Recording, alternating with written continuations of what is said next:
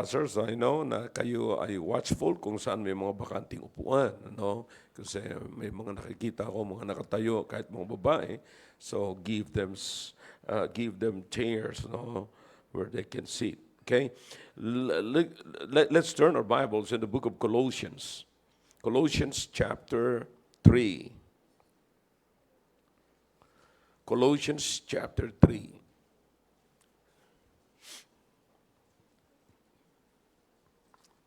We will this chapter, ito pong chapter na ito ay buong context, no? Maganda ho yung usapin. In fact, pagka binasa niyo po ang aklat ng Colossians, makikita niyo na parang isang context lamang po ito. So, but part of it, we will be reading this morning. Okay? Beginning from verse number 15. Verse number 15. Right? Actually, part nito, dito sa verse number 1, ay hanggang sa mga susunod na verses, ay preach ko po ito last Thursday, doon po sa Ramos. But this time, I'm going to talk to you from these verses, verse 15, 16, and 17. So part of the context mo over there. But I'm going to give you the background of this the chapter. Okay? So this morning, I'm going to talk to you about the sufficiency of Christ. Now, why sufficiency of Christ? Mamaya, I'll explain it to you when you learn the background of this chapter. No, this context ay mauunawaan niyo kung bakit ganun ang title na mensahe na yan. Okay? Verse number 15, are you there? Amen. All right. Let the peace of God, what? Rule in your hearts, to the which also ye are called in one body, and be ye thankful. Let the word of God, or the word of Christ, dwell in you richly in all wisdom, teaching and admonishing one another in psalms and hymns and spiritual songs, singing with grace in your hearts to the Lord. And whatsoever you do in word or deed, do all in the name of the Lord Jesus, giving thanks to God and the Father by Him. The Father by Him. Tayo po sa dalim manalangin. Let's bow our heads, please. Dakilang Diyos, marami pong salamat sa mga verses na binasa po namin. Thank you, O God, for bringing us here. And may we, by your grace, in your mercy and power, O God, be accomplished our purpose, why we are here. So please, let your word, O God, be clear at makarating sa isipan ng inyong mga anak. Naklarado, Panginoon. Use me, O God. I'm depending on your mercy, on your power. Without it, O God, thou knowest that I cannot do anything. So please make me a blessing. I'm not asking your help, but I'm asking you to use me. Please, save the unsaved this morning. In Jesus' name, amen. All right, thank you. You may be seated in the presence of our God. Okay, everybody look at this way. Everybody listen. Makinig po tayong mabuti. At sabi ko po sa ating mga bisita, it's time to be educated with the Word of God. No, masyado na tayong secularly educated, no? Pero kulang tayo sa education ng salita ng Diyos. Is everybody ready now? People at the back, you ready? All right, upstairs? All right, so, okay, I hope you're ready to listen, not to sleep. Okay, all right. Now, so binasa po natin ay aklat po na tinatawag na Colossians. So they are the church at Colossae. Okay? Si yung pong Colossae ay lugar. So Si the Apostle Paul wrote this letter to the church at Colossae, which is located at the church or Asia Minor, mga kapatid. Now, the Apostle Paul did not start this church. There's a man named Epaphras. He's the one who started the church at Colossae with some of them, if not most of them, are members or the Apostle Paul won during his earthly or during his missionary journey. Okay? Yan po yung church sa Colossae. Now, this church had been infiltrated by other beliefs, with some believers attempting to combine the elements of paganism and secular philosophy with Christian doctrine. In fact, in our time, we call it the ecumenical movement. Okay?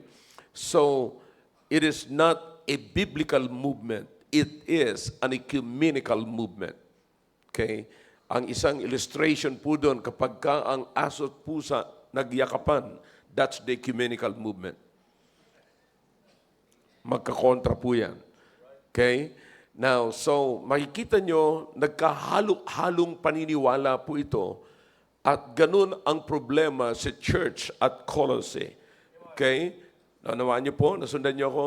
So, ang problema sa Colossae ay pinagsama-samang paniwala ng secular na matatalino kuno at ng mga taong naniniwala na it depends on what's happening, you know.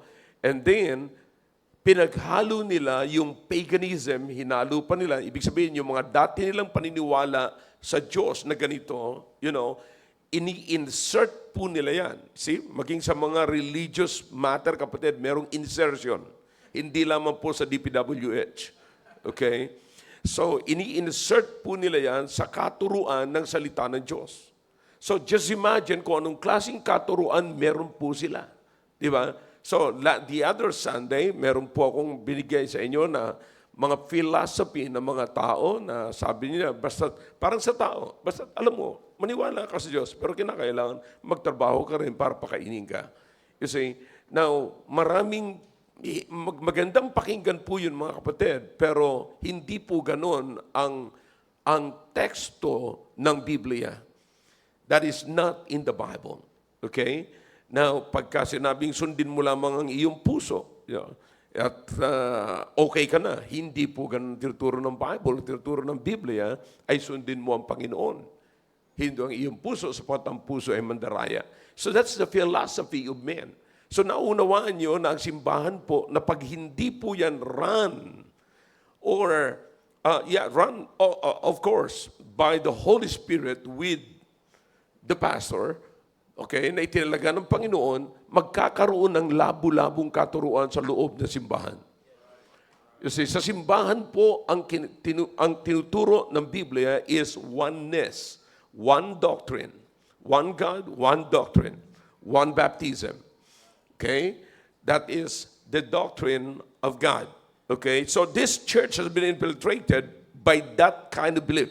The combinations, itong pong pinaghalo-halo, mix, hindi lamang po mixed multitude, but mixed doctrine na po ito, mga kapatid. Okay? So, ang ginawa ni Paul, the Apostle Paul confronts this false teaching and affirms, siniguro niya, mga kapatid, the sufficiency of Christ.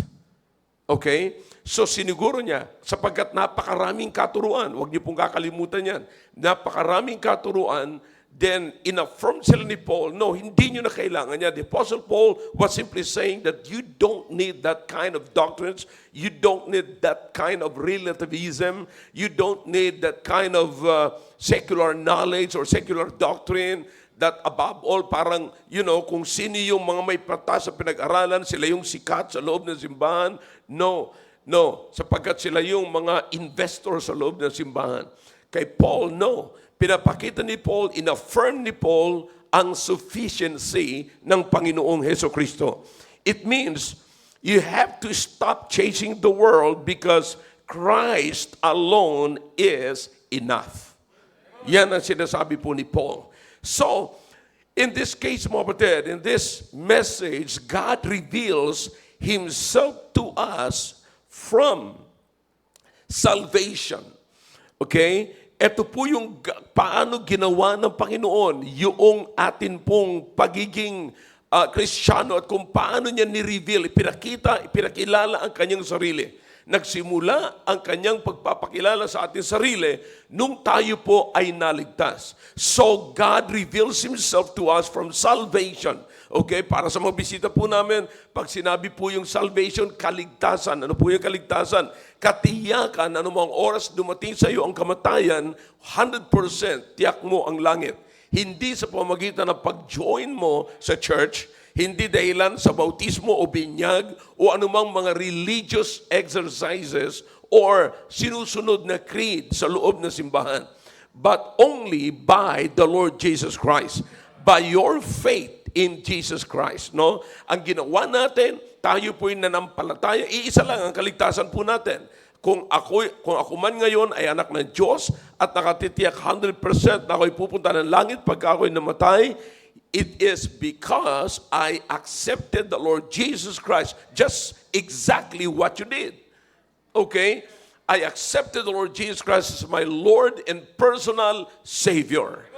Okay? Now, sabi ng iba, kailangan pa bang tanggapin siya bilang Lord? Hindi mo matatanggap siya, mga kapatid, na siya'y tagapagligtas lamang, na hindi mo rin siya tatanggapin bilang Panginoon. See, because you need a Lord. You need a Lord of your life. Okay? That's why you need the Lord Jesus Christ. So, that is salvation. Yan, yung iba sa inyo, bago kayo nakarating dito, na-share na po kayo ng ganyan. No, pinakita sa inyo ang kabayaran ng kasalanan ng impyerno, pero si Kristo na ang nagbayad ng dapat ninyong bayaran. Di ba? At ngayon, si Kristo na ang tinanggap natin bilang sariling tagapagligtas. Okay? Ngayon, tinanggap natin si Kristo bilang sariling tagapagligtas. Doon tayo naging anak ng Diyos. That is what we call salvation. But, hindi po nagtatapos sa salvation. From salvation to sanctification. Okay? Sanctification. Ibig sabihin, may patuloy na ginagawa ang Diyos sa iyo para masolo ka at ma-educate ka ng salita ng Diyos. Because from that sanctification, it will lead you to transformation. You cannot be transformed if you are not sanctified. Okay? So, notice that. From salvation to, say louder, sanctification. And from sanctification to transformation. I hope you get that. All right? Everybody say it. From salvation to, say it louder.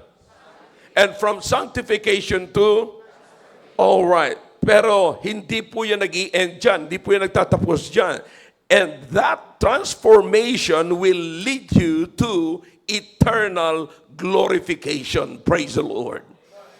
To eternal glorification. Okay? So, makikita natin, yan ho yung programa ng Diyos sa buhay po natin.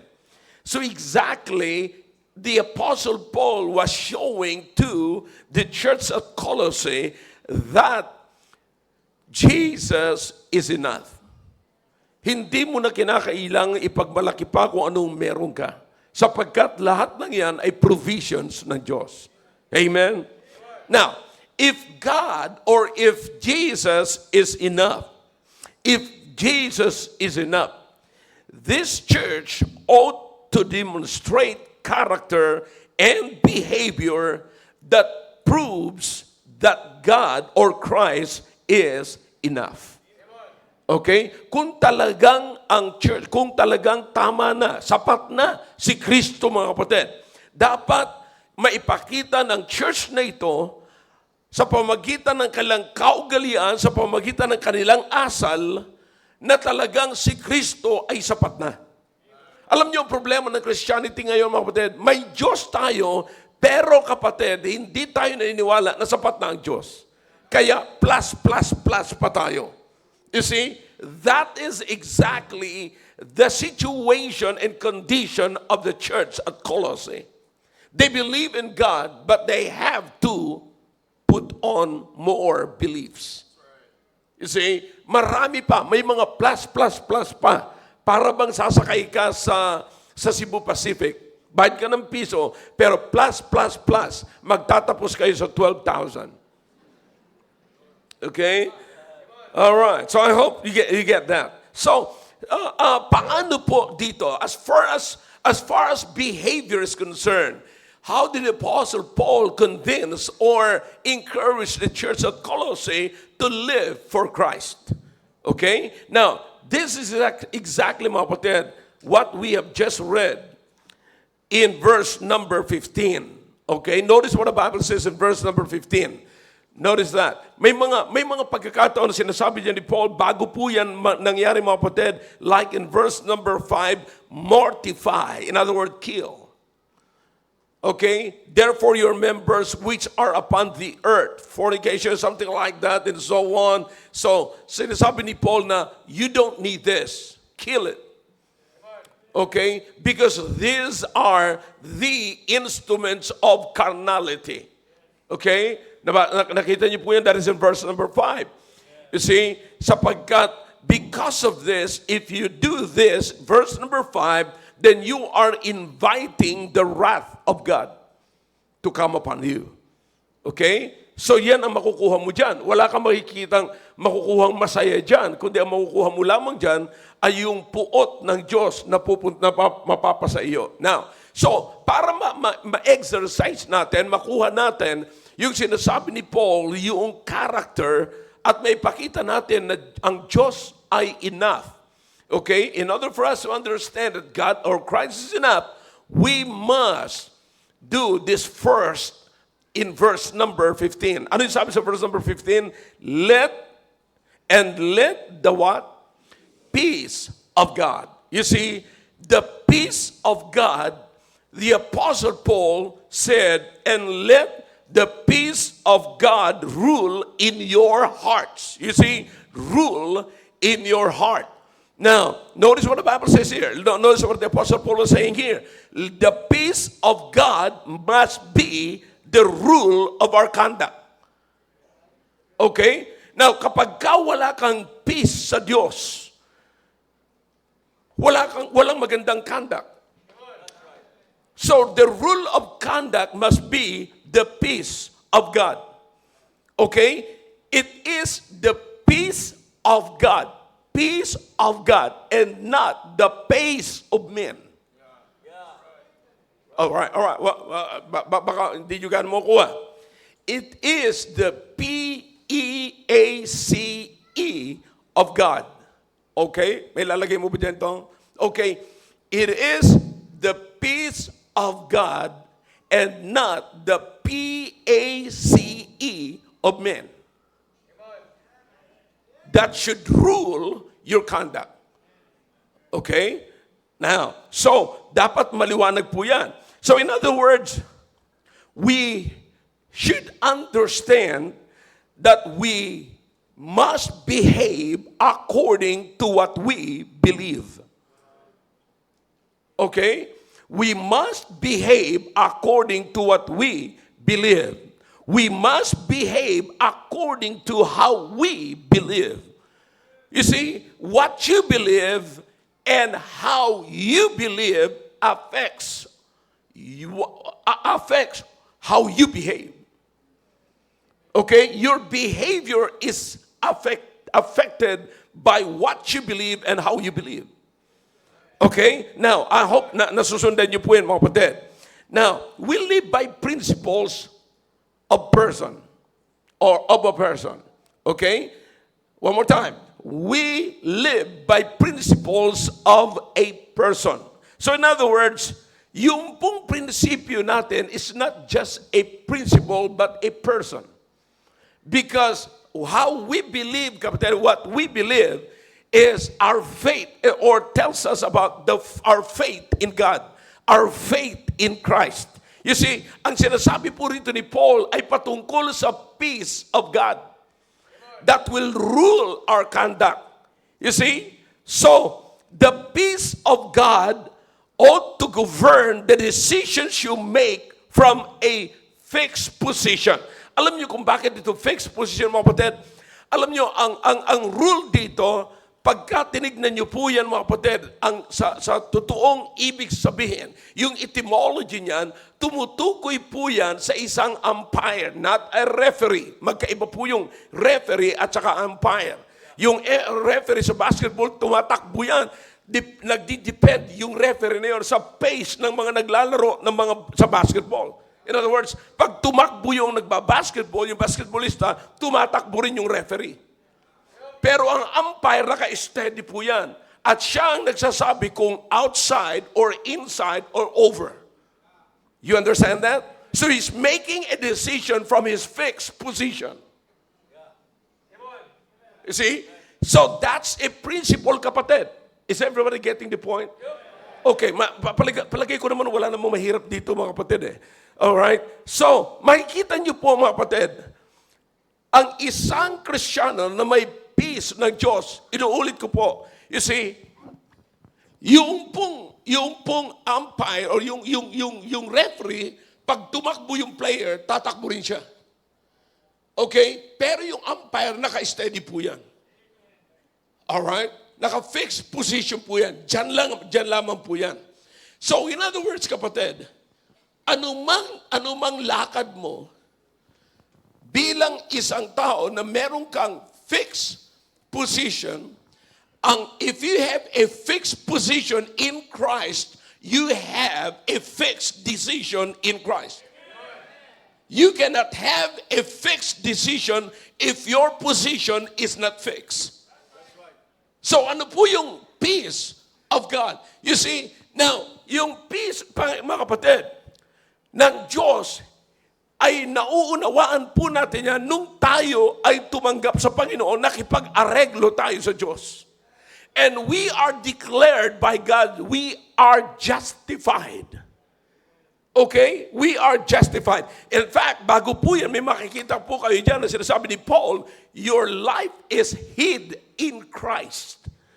You see? So, bago ang lahat, bago man makita, ang position mo, makikita una ang position ng Panginoon. Nakuha niyo po? So, makikita niyo po rito, mga kapatid, yung pace or peace natin nasa Diyos. Kaya meron po tayong peace. Kaya kung meron tayong peace sa Diyos, kapatid, doon nakabatay yung ating decision, doon nakabatay yung ating buhay. Ano man ho ang gagawin natin ay nakabatay doon sa kapayapaan na hindi po tayo naapektuhan na nangyayari sa kapaligiran. You see? So makikita nyo po, ang isang tao na supisyente na ang Panginoong Kristo sa kanya, Jesus is enough. You see, bakit? Hindi siya naapektuhan na nangyayari sa labas. Hindi siya naapektuhan ng anumang tinatawag nila mga pagkukulang, mga kapatid. You see, because you're living a life that is not based on the pace of man, but based on the peace of God. All right? Did you notice that? Did you get that? Kapatid, so namumuhay ka ngayon, hindi ayon sa pacing ng tao. In fact, pag namuhay ka bilang isang Kristiyano, ayon sa pacing ng tao sa araw-araw, makikita mo kung anong pacing niya, anong pamamaraan ng buhay niya, malilito kayo. Mapapagod kayo. Magkakaroon kayo ng kapaguran sa buhay kasi kung anong nangyayari doon sa kapitbahay mo, yun din ang gusto mo mangyari sa'yo. You see, yung para bang naghahabol ka lagi. But if you have peace with God, or peace of God, you see, kailan nangyari po yun? Yung peace na yun, nagkaroon tayo ng pagtitiwala sa Panginoon. You see, tinanggap natin siya bilang sariling tagapagligtas. At ibinigay niya sa atin ang Banal Espiritu na magagabay sa atin sa araw-araw. See, now think about that. Ito po yung sinasabi ni Paul na sabi niya, Christ is enough. Christ is enough. Because your life is not based on pace of man, but peace of God. All right? So, Listen, makikita mo ang mga tao na lagi na lamang naghahanap. Ang isang tao, kapatid, o sabihin natin particularly ang isang Kristiyano, na lagi na lamang parang naghahanap, para na lamang may kulang sa buhay niya. Walang kapayapaan po yan. So bakit? Kasi anumang nakikita mo sa kapitbahay, gusto mo, yun ang wala ako. Pag nakita mo sa kaibigan, yun ang wala ako. Pag nakita mo, may trabaho ka naman, may sweldo ka naman, kailangan kasama mo, mas mataas ang sweldo, kulang pa ang sweldo ko. You see, so palagi ka na lamang nagkukulang. Palagi ka na lamang merong kawalan.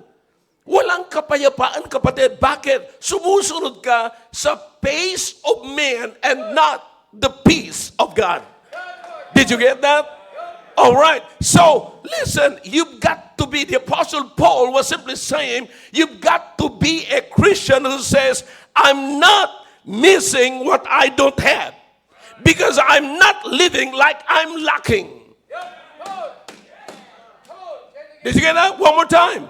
You should be the Christian who says, I'm not missing what I don't have. Because I'm not living like I'm lacking. Wala akong masasabing, sayang, wala akong ganito. No. Wala kang dapat araw-araw naghahanap ka ng mga pangailangan. Listen, ang problema mo kasi sa lagi ka naghahanap, hindi mo na napapakinabangan kung anong meron ka. Pag lagi kang naghahanap, hindi mo na makikita kung anong meron ka. So that's why you don't have peace. Walang kapayapaan, kapatid. Kaya nakakita na kayo ng Kristiyano na lagi na lamang nakasimangot. Pag-uwi ng asawa, away. You see, palagi na lamang may diskusyon sa bahay kasi ang feeling nila ay wala pa tayong ganito eh.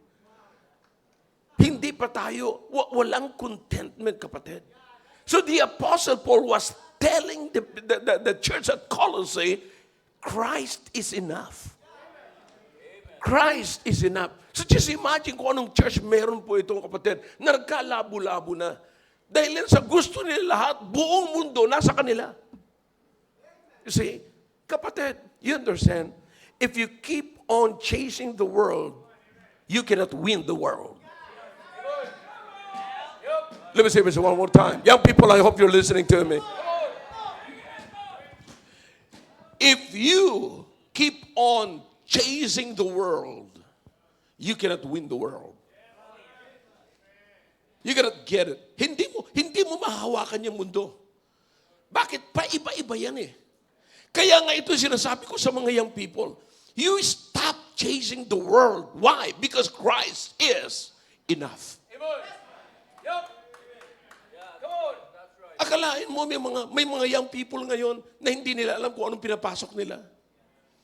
Gagaya-gayahin mo ang mundo, nakita mo yung kaibigan mo, magbimerienda lamang, magkakape lamang, kinakalang Starbucks pa.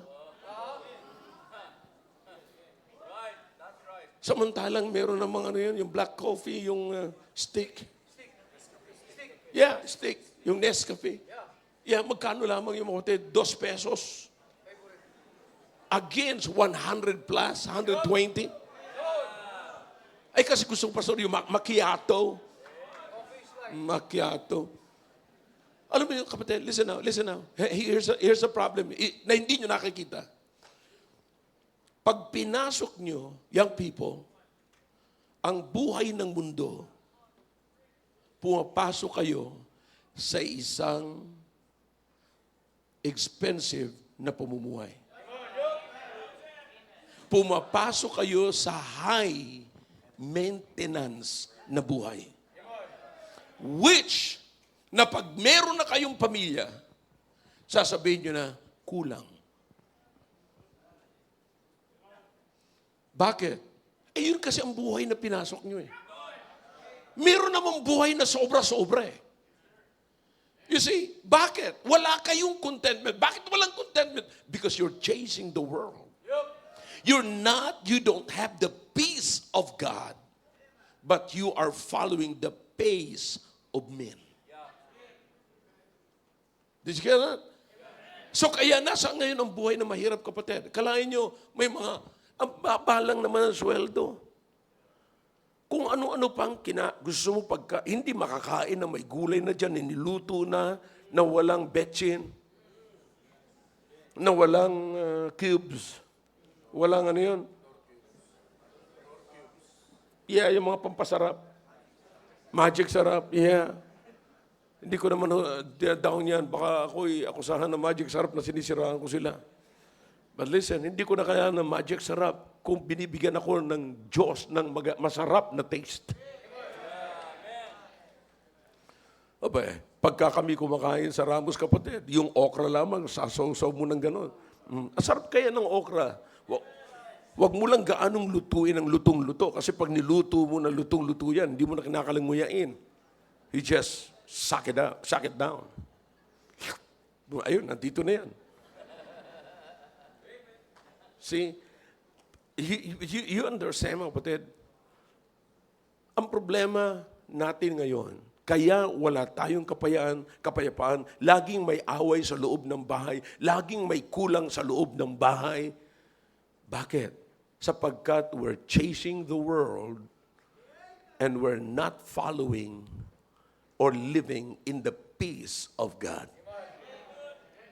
But we're living according to the pace of man. You see? So listen, ano ba yung fixed position natin kay Kristo? Sapat na sa akin. Sabi ko nga here's the thing, kapatid. Wala man tayong malaking pera, pero wala naman tayong malaking problema.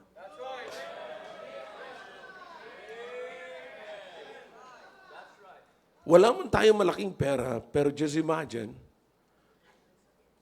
kung ano ang wala sa atin na merong malalaking pera.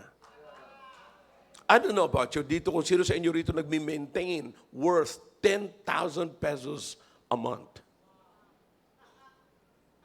You see? Bakit? Hindi nyo makontrol ang appetite dahilan sa katitingin ninyo. Sa scroll kayo ng scroll, ang sarap. Pag nakita mong hinihiwa doon sa ini-scroll mo, hinihiwa yung may taba na parang, hindi mo na makontrol ang appetite mo at naniniwala ka na okay ka naman kasi may lazartan ka. Ngayon, pagka na doble-doble na yung bill mo, pipilitin mo na naman mag-t-shirt ng sikip na sikip. So naunawaan niyo yan, mga kapatid. Grabe ang kalokohan ng mundo. So yung kasusunod mo sa mundo, wala ka ng kapayapaan. So you understand that? That's the thing. Sabi ni Paul dito, mga kapatid, para mabago yung ating character, remember what I've told you a while ago. Itong mga taong ito, pinaghahalo-halo ang kanilang katuruan, kapatid. Listen, I pray to God na huwag mangyari sa church nito. That's why I'm bringing this message, because I don't want this, what happened to the church at Colossae, to happen here in the Baptist Church of Taguig. So if you're listening, if you're a first-time visitor this morning, you're listening to this message, listen, this church trying to educate you and trying to tell you that Christ is enough. Hindi mo na kinakailangan kumain lang lechon para maging masaya. Hindi mo na kinakailangan maghintay pa ng magkaroon ka ng sakyan para ikay maging masaya. Hindi mo na kinakailangan na magkaroon ka ng libu-libong ipon sa bangko para ikay maging masaya. Just imagine that God, Jesus is providing your needs. Here is what Apostle Paul said, "But my God shall supply all my needs according to His riches and glory." Now, if Christ can supply my needs, what should I ask for? Ano ba? Ano bang kailangan ko? Ba't kinakailangan maghabol-habol pa ako sa ginagawa ng kaibigan ko? Kayang i-provide ng Diyos. Do you understand? God, Jesus, can provide not only my physical, my material needs, but He can provide my physical needs. I'm healthy. Thank God, at this age, 64 years old, kaya ko pang bihisan sarili ko. Kaya ko pang mag-pump ng dumbbell. Kaya ko pang mag-push up. Kaya ko pang mag-shoot. Ingat kayo. So you understand what I'm saying? Ano pang hahanapin ko? Sabi ko nga mga kapatid, napakasimple. I'm not attacking anyone here, but here's a simple thing. Okay? I'm just giving you a clue para mapatunayan ko sa inyo, kapatid, na sapat na ang Diyos. Tignan nyo itong mga magnanakaw na ito na mayroong mali-malitang pera. Tanong, nagamit ba nila ang mali-malitan nilang pera ngayon? Wala na. Kapatid, kahit na wala akong mali-malitang pera, kaya kong kainin ang kinakain nila. Sa totoo lang naman, yung iba sa inyo, kahit kaya nyong kainin, hindi nyo kakainin. Bakit? Takot kayo. Kasi, processed meat, sobrang taba, sobrang ganito. Kasi, kaya nilang kainin kahit sobrang taba, pagsabayin pa nila yung taba at saka aligi.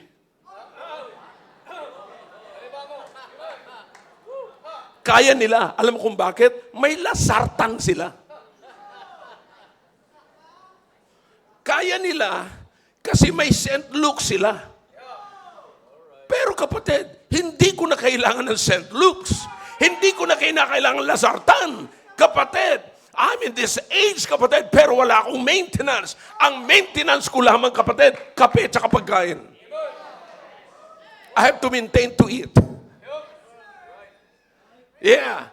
But listen to me now. Here's the thing. Here's the thing na huwag niyong kakalimutan at huwag niyong tatanggalin. Hindi mo kailangan malaking pera para maging masaya. At para ma-feel mo na secured ka kasi pag na-hospital ka, may pera ka. Eh kung i-assure sa'yo ng Panginoon, hindi ka mahuhospital. Aalagaan kita. Sundin mo lang ang sinasabi ko. Huwag kang matakaw.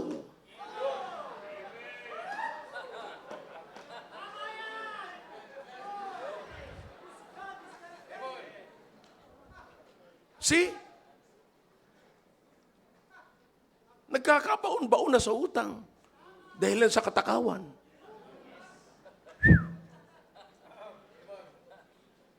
Hindi makontrol yung appetite.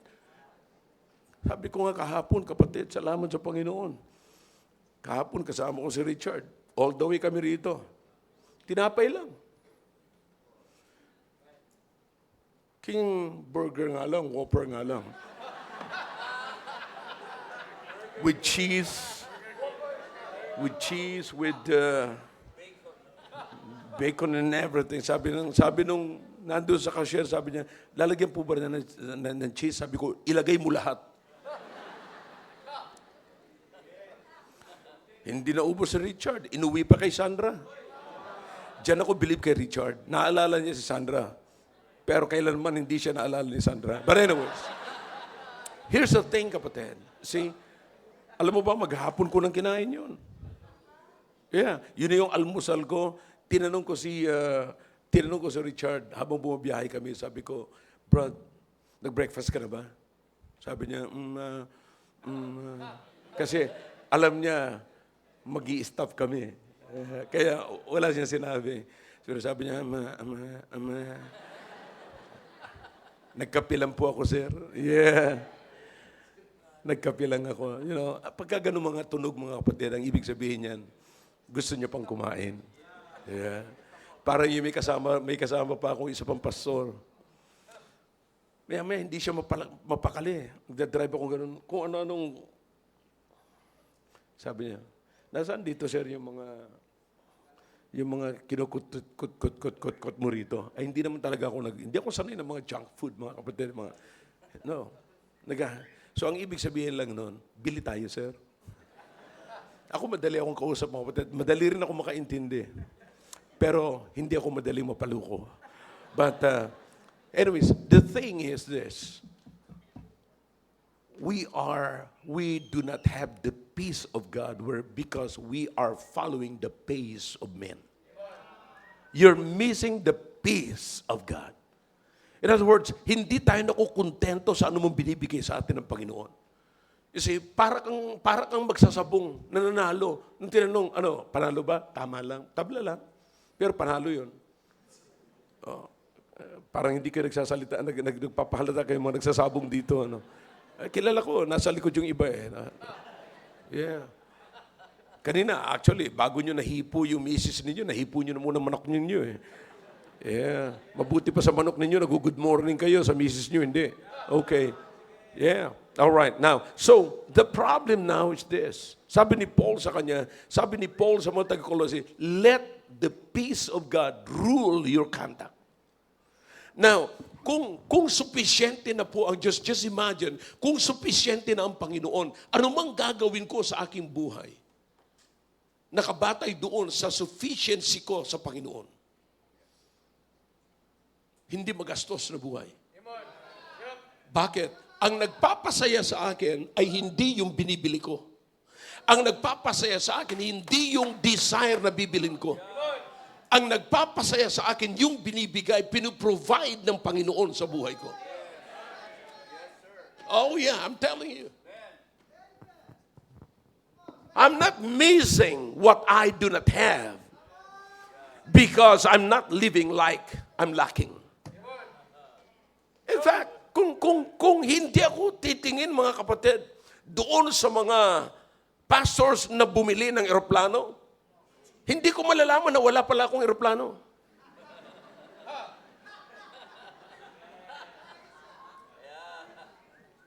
In fact, kung hindi ako titingin doon sa mga pastors na mayroong malalaking bahay, hindi ko malalaman na nakatira lang pala ako sa maliit na bahay.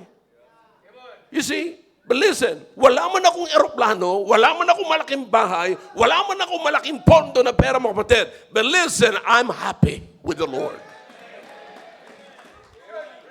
I'm enjoying this life. Yeah, I'm enjoying this life.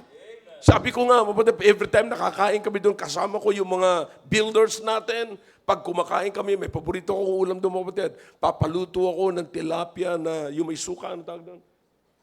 Paksiw. Na pinapatanggal ko lamang yung hasang, hindi ko pinapatanggal yung bituka, tsaka abdo, mga kapatid. See? Kasi nandoon yung mga pinapakain sa fish pond, na nagagaling sa hospital. Sayang din naman. May gamot yun. But, no. But, paborito, I'm telling you, sabi ko, pinagbabawal ko yung pagkain na yan dito paggabi.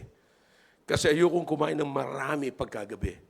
Pero pagkatanghali, tapos ang ulam mo noon, kapatid, I promise you, kayo mga may asawa, wala kayong maaalalang biyanan. Praise the Lord. Yeah. But you see, listen, I'm satisfied. In fact, kamakailan lamang nandun, nag-meeting kami ng mga pastors, nagluto si Brother Ronel ng pork steak. Sabi ko, damihan mo lang ng sibuyas. Kaso sinabayan ho nung paksiw. Wala.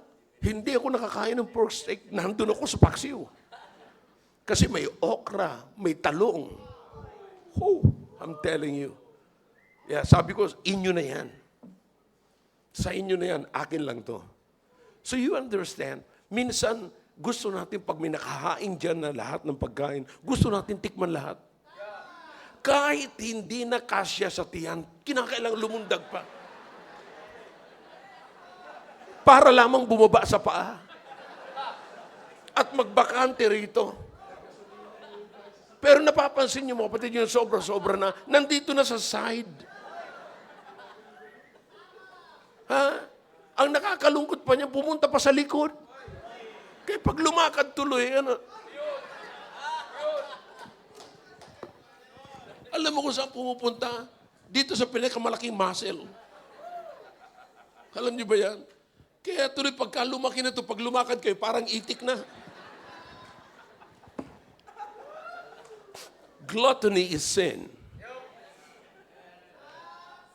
Don't follow the pace of man. Listen, I'm here doing the things of God and making decisions from a fixed position.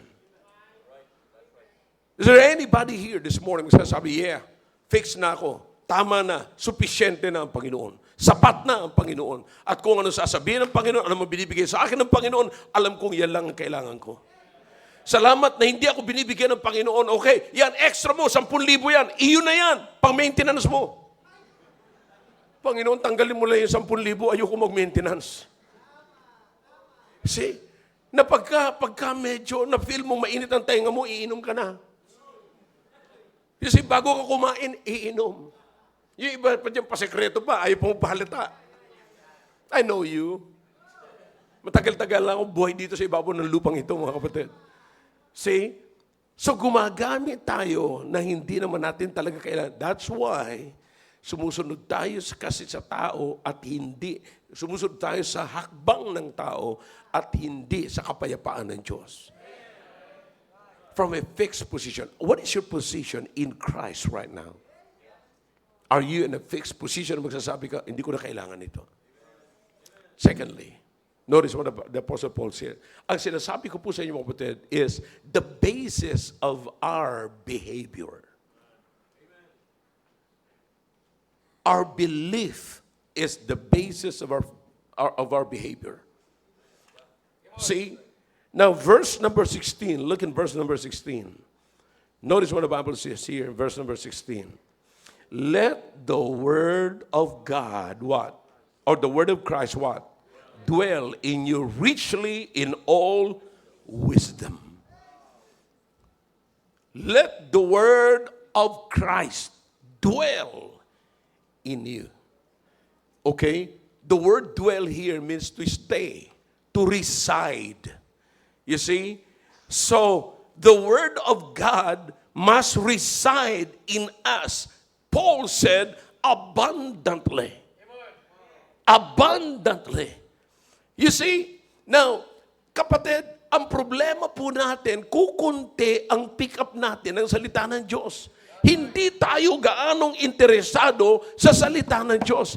Kapatid, you cannot attain, you cannot receive the blessings of God from kunti lamang na salita ng Diyos.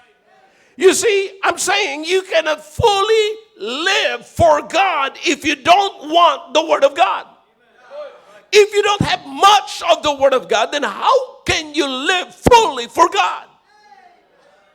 You know, problema po natin, mga kapatid. You see, now, listen, the Word of God is not just given for our information. Hindi tayo binigyan, hindi kayo nandito just to be informed. But God wants you to be transformed. Because once you receive the Word of God, that is the information from God, then that information will lead you to transformation. You see, now, alam niyo mga kapatid, I don't know about you, hindi ko maubos isipin na napakaraming Kristiyano, ang tagal na simbahan, marami siyang naririnig, pero walang transformation. Alam niyo yung problema dito mga kapatid, hindi po natin pina-abound ang salita ng Diyos. Hindi ang ibig sabihin ng abundance, kapatid, sa ulado mo ang buong chapter. Sa ulado mo ang 66 books. No. Alin doon sa sarili mo, sa salita ng Diyos, ang pinagyayaman mo sa iyong sarili? Di ba? Parang pagkain ba na paborito mo itong ganito? Sabi ko sa inyo kanina, paksiw, paborito. Di ba? Pagka paksiw ang ulam, boy, I'm telling you. Ha?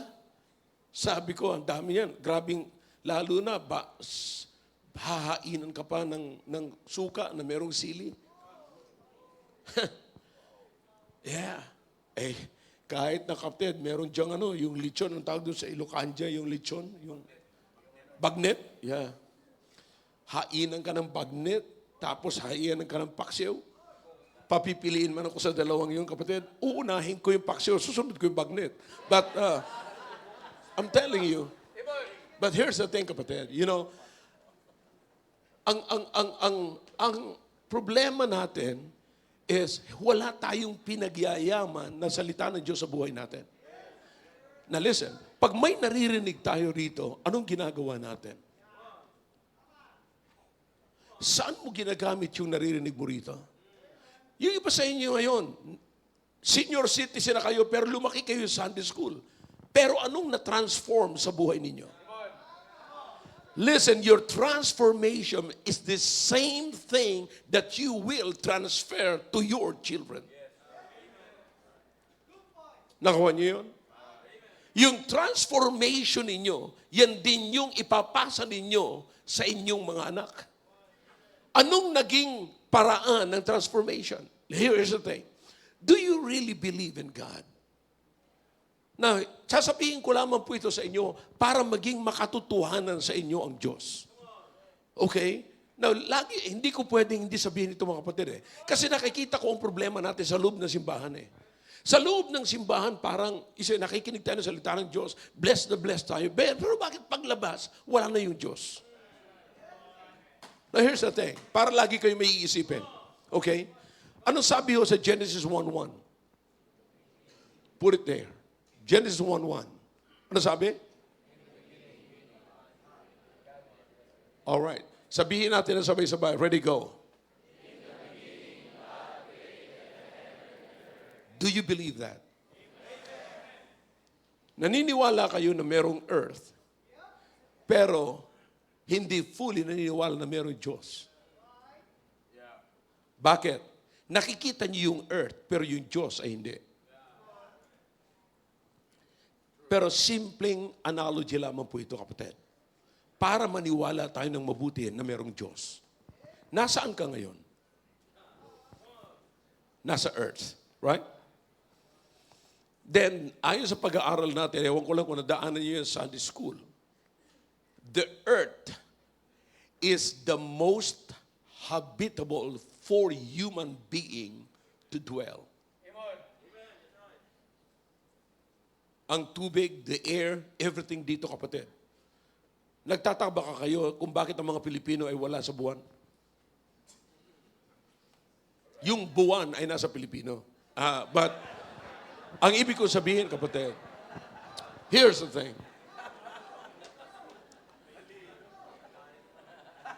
Ito yung earth. Nandito na tayo ngayon sa earth. You understand? Nakaupo kayo ngayon sa earth. Yung simbahan ay nasa earth. Yung pastor ninyo nasa earth. Kayo ay nasa earth. Uuwi kayo mamaya sa bahay ninyo, pero huwag niyo kakalimutan na yung bahay ninyo ay nasa earth. At kayo'y nagtatrabaho, hindi sa buwan, kundi sa... At kayo'y kumakain, pag kumakain kayo sa McDonald's na nasa... Yeah. At kayo'y nagdadrive ng inyong mga electric car sa kalsada na nasa... At yung iba sa inyo ay nakulong kayo sa kulungan ng nasa... No, city jail. Na nasa earth. See, lahat ng ginagawa natin, mga kapatid, ay nasa earth. Therefore, nagpapatotoo lamang ito na totoong may earth. Ano sabi ng Biblia? In the beginning, God created the what? Heaven and the earth. Kung totoo yung earth, totoong may Diyos. Bakit hindi ho natin paniwalaan? Doon tayo dapat tumaba. Yun dapat ang pagyamanin natin. Lumalakad nga ko ngayon sa earth na nilikha ng Diyos. At ang Diyos na yan, ang lumikha nito, ang umiinom ako ng tubig na pag-aari ng Diyos. Kumakain ako ng pagkain ng Diyos. Galing sa Diyos. At ang pinakamaganda higit sa lahat, may relasyon ako sa lumikha ng nilalakaran ko. Anong relasyon ko sa Kanya? But as many as receive Christ, to them God gave the power to become the what? Sons of God. Therefore, I am the son of the Creator of the heaven and the earth. Lumalakad ako ngayon, ginawa niya ito para sa akin. Thank God, my presence in this earth is not an accident. It is God's purpose. Ngayon, kapatid, nandito ako ngayon. Kaya sabi ng Biblia, pagyamanin mo. Let the word of Christ, what? Reside. Reside. Yes. The word of God is what? Being declared in the church. But after this, paglabas mo dyan, wala na nagpipreach. That's why you must allow what you heard, the word of Christ, to stay, reside, stay in your heart. Why? Because you'll be going out without it no more. Dito. Kaya dapat mag-stay. Dapat mag-reside. Ang problema, kapatid natin, may salita ng Diyos lang tayo sa loob ng simbahan. Ha? Pagka tayo nakapakinig ng salita ng Diyos, grabe, talagang pinapangilabutan. Talagang grabe si Lord. Pero paglabas,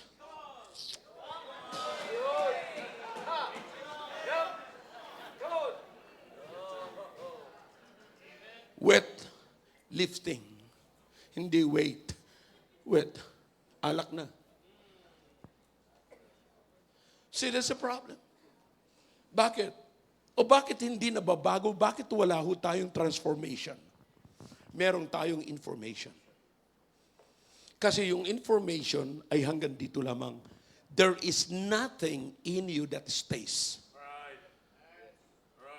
Dapat merong nanatili. Kapatid, makinig kayo ng mabuti. Here's the honest truth. Mas madali at maraming beses, I hope you're honest this morning, at mas pinipili natin na mag-stay yung kalokohan, sama ng loob, bitterness, anger, lasciviousness, all na galing sa flesh na mag-stay sa atin kay salita ng Diyos. That's right. That's the honest truth. Kristiyano na yan. Ha? Kaya ang sabi ni Paul dito sa verse number 5, mortify, kill it. Kill all the instruments of the devil. See, kaya karamihan, kapatid, walang blessing, wala tayong kapayapaan. Talagang kailangan nyo lagi ang lasartan. Kailangan nyo talaga lagi yung pampapigil ng pagtaas ng dugo. Pagtaas ng pressure ng dugo. Alam niyo kung bakit? Kasi ang nananatili dito ay anger, pagdududa. Yun ang mga nananatili.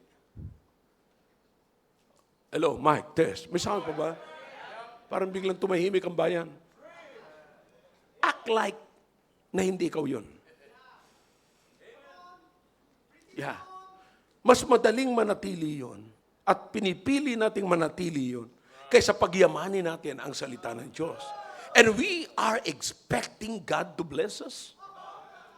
How can a holy God bless us when we are full of the flesh rather than the Spirit? Rather than the fruit of the Spirit. You see? So again, kapatid, the Word of God, the Word of Christ was given not just for our information, but for our transformation. Nobody's transformed because of that. Notice here, kung gaano po, tingnan nyo, kayo kapag, sa mga bisita po namin, pag pupunta po kayo sa church, isipin nyo, yung bang simbahan na yan, saan yan kilala? Saan yan kilala? Sa awitan, sa preaching, or sa mga bihis? O kilalang ang church na yan ay mayaman? Saan dapat makilala? Sa preaching na salita ng Diyos. Kung gaano kataba, hindi yung mga membro, yung salita ng Diyos.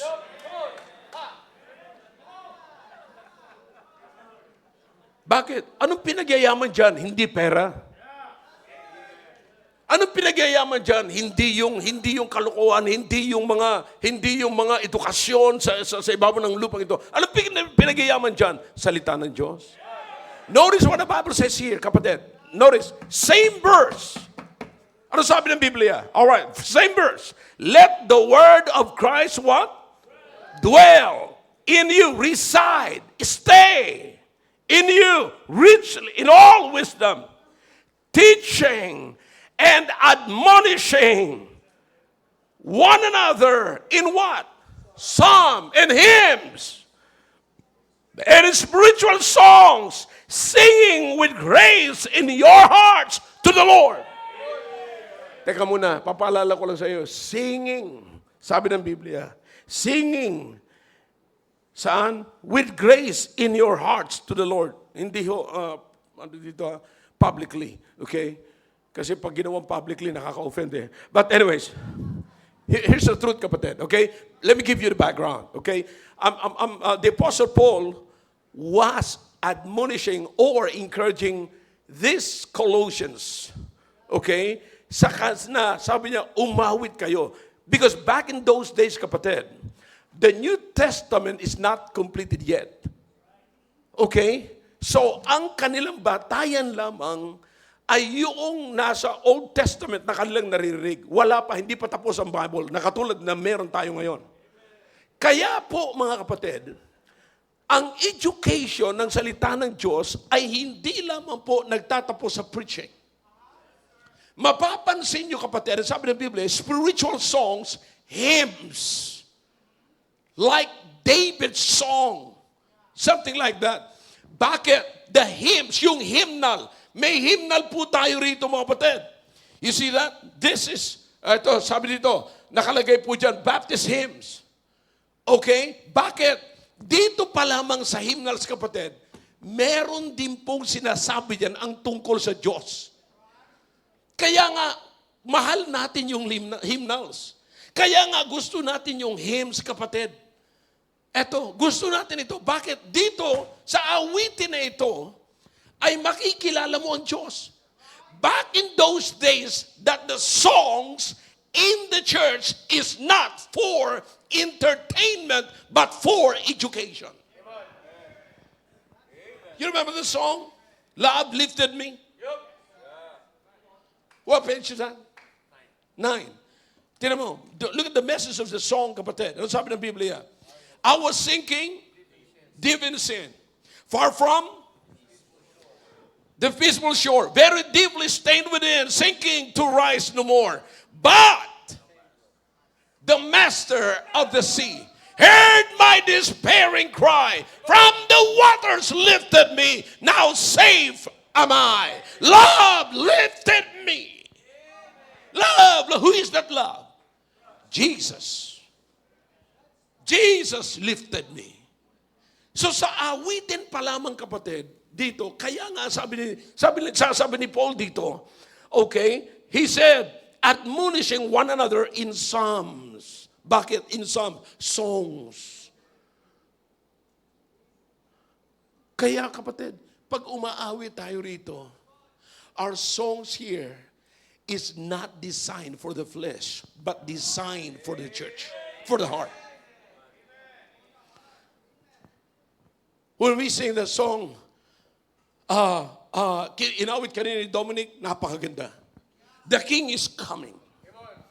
When we sing the song, I shall not be moved, just like a tree that's planted by the waters. I shall not be moved. You see that? Bakit? If you are in Christ, nothing can move you. Nothing of this world can move you. So you understand that? Yan ang sinasabi ni Paul na mag-i-admonish, i-encourage. Now, anong laman nung awitin, kapatid? Salita ng Diyos. Kaya sa awitin pa lamang, pag umawit tayo, nabubusog tayo ng salita. Kaya pag umawit kayo, kapatid, pupunta kayo rito. You are praising God. Kasi nandito yung salita niya. Nasa awitin, nandito sa hymnals yung kanyang salita. Kaya anong ginagawa natin? Pinagyayaman natin. In fact, if you know the song, How Great Thou Art,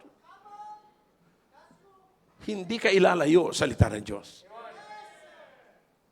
Ang problema, ngayon sa mga awitin sa simbahan, hindi ka na makaawit ngayon na walang, yung kala mo, nasa stage ka, may mga performers. See? Mga performers, akala mo, sasayaw, may mga usok pa yan. We should be out of the world. But the problem in so many churches today now, they're bringing the world inside the church. How can you get out from the world? How can you get away the world?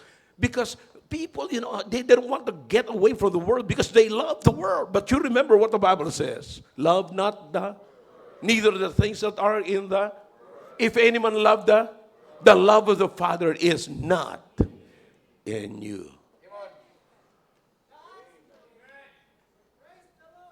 We should, the Bible says, let the word of Christ dwell in you richly. Alam nyo, ang ganda pag may aawitin kang ganito. See, nag-quote ka ng verse, nakinig ka ng preaching, may salita ng Diyos. Pag umawit ka, may salita ng Diyos. Pinagyayaman mo ang salita ng Diyos sa buhay mo. Ngayon, pag nagkaroon ka ng buhay, ay pag nagkaroon ka ng problema, mai-encounter mo. Listen, wala pa tayo sa langit, kapatid. Nandito pa tayo sa lupa na nakaka-encounter tayo ng problema. That's why, wag mong kakatakutan ng problema kung mataba ka sa salita ng Diyos. Mayaman ka sa salita ng Diyos. Kung mayaman ka sa salita ng Diyos, ang lalabas sa iyong bibig, ang lalabas sa attitude, yung behavior mo, again, we behave according to what we, come on, believe and how we believe. See, paano may papakita? Sa buhay natin, salita tayo ng salita. Nag-church ako dyan, alam mo, Panginoon, ganito, ganyan, ganyan. Para bang grabe ka magsalita tungkol sa Diyos. Pero ang problema, during the conversation, it seems like Christ is enough. But if you live outside the building of the church, people are seeing you like you need the world. You cannot be happy without alcohol, without tobacco, without the world. Bakit hindi natin maipakita sa behavior natin na tayo sapat na ang Panginoong Kristo? Huwag mo nang i-plus-plus pa. Hindi Kristo plus manok. Hindi Kristo plus gin. Hindi Kristo plus sugal. Hindi Kristo plus kung saan-saan. Kapatid, Christ is enough. Christ alone is enough. Lastly, okay? Notice what the Bible says here in verse number 17. Whatsoever ye do. Diyan mo mapapakita, kapatid, na talagang sapat na ang Panginoong Kristo. Bakit? Anuman ang iyong gawin, maging sa pananalita o sa gawain, do it in the name of the Lord. Why you should do it in the name of the Lord? Because every time you mention the name of the Lord, you will remember the goodness of the Lord. Okay? Listen. Anong naalala nyo pag narinig nyo si PBBM, si Bongbong Marcos? Ano ang naalala nyo pag naririnig nyo ang pangalang Rodrigo Duterte? Ano ang naaalala nyo pag naririnig nyo ang pangalang Romualdez? Oo, huwag kayo magkagulo. Okay. Ano ang naaalala nyo pag naririnig nyo ang pangalang Willie Chavez? Ano ang pakiramdam ninyo pag naririnig nyo ang pangalang Noel Gumabay? So you understand, every time na nakakarinig kayo ng pangalan, meron kayong naalaala. Ano ang pakiramdam ninyo at naaalala ninyo pag naririnig nyo ang pangalang Jesucristo? Let me tell you something, that every time I heard this name, Jesus Christ, I remember that He is the one who woke me up this morning. He is the one who's feeding me every day. He is the one who's giving me the strength every time I walk wherever I go. Siya ang naalala ko na siya nagbibigay, kapatid, ng lahat ng pangangailangan ko, lahat ng kalakasan ko, ang buhay ko ay galing sa Kanya. Every time. So isipin niyo po ngayong umaga, pag narinig niyo ang pangalang Hesus Kristo, anong naalala ninyo? Salvation. Anong naalala niyo? Dinala kayo sa tamang simbahan? Anong naalala ninyo? Binuo ang inyong pamilya? Anong naalala ninyo? Nung wala kami, siya ang nag-provide? Madami kayong maalala. That's why everything, ano man ang gagawin nyo, huwag niyong kakalimutan ang pangalan na ito. Ito ang pangalan na wala nang gagapi, mga kapatid. Whether they like it or not, one day, when they heard this name, they will bow their knees. They will bend their knees and bow and say that Jesus is what? Lord. Now listen now.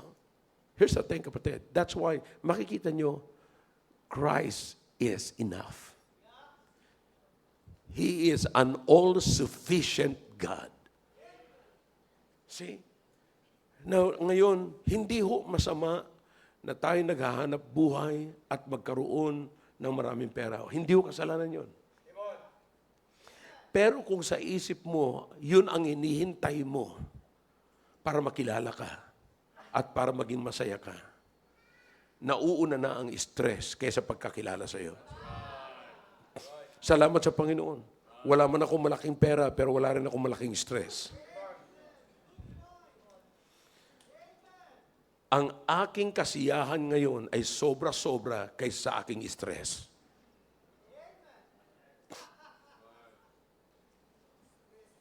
I don't know about you. Inuulit ko, kapatid. Ang aking kasiyahan ngayon ay sobra-sobra kaysa sa aking stress. Sasabihin nyo, tumitingin kayo sa akin, Pastor, walang problema yan.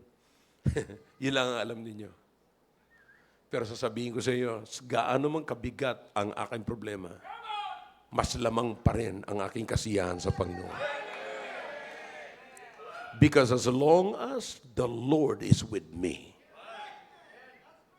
nothing and no one can be above me.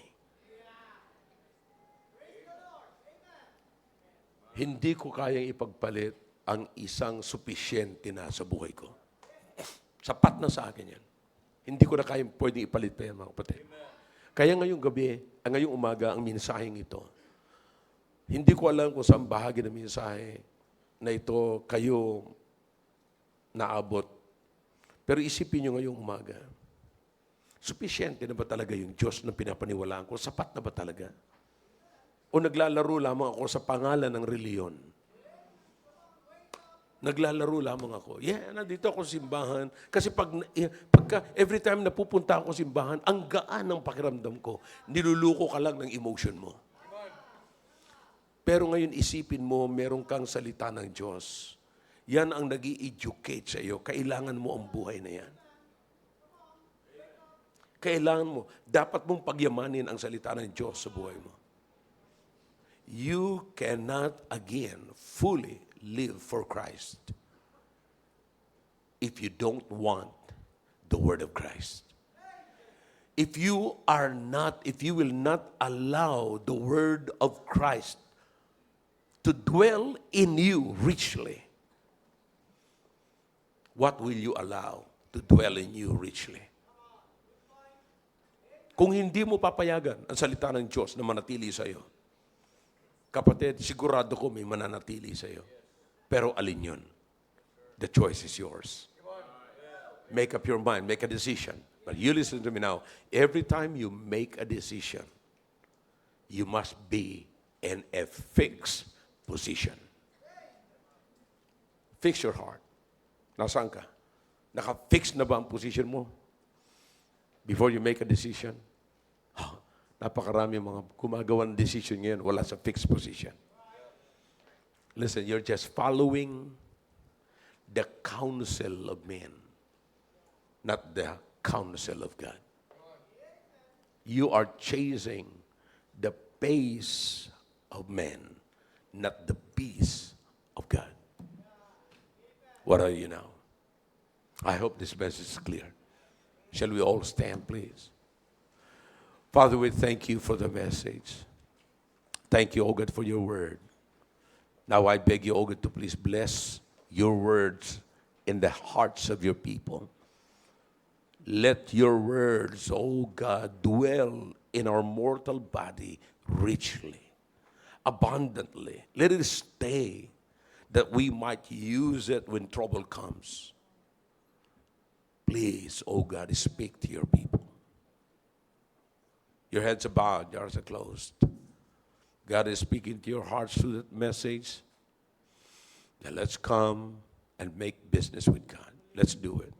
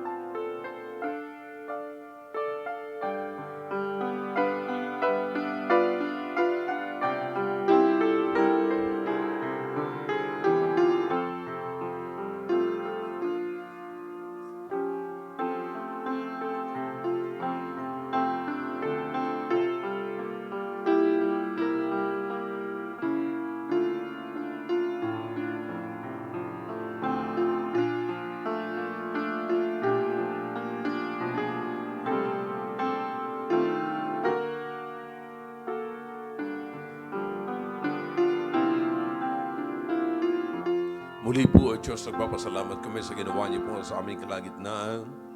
Salamat sa mga pamilya, mga grupo, at individuals na lumapit po sa inyo.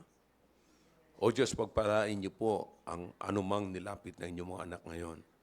At yung mga bisita po namin nakapakinig ng panalangin para sa kanila mula sa kanilang mga kaibigan na nagdala po sa kanila rito.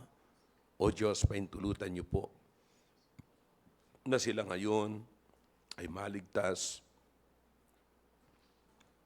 at sila ay sumunod sa tubig ng bautismo. Pagpalain niyo po, O Diyos, ang lahat ng narinig po namin.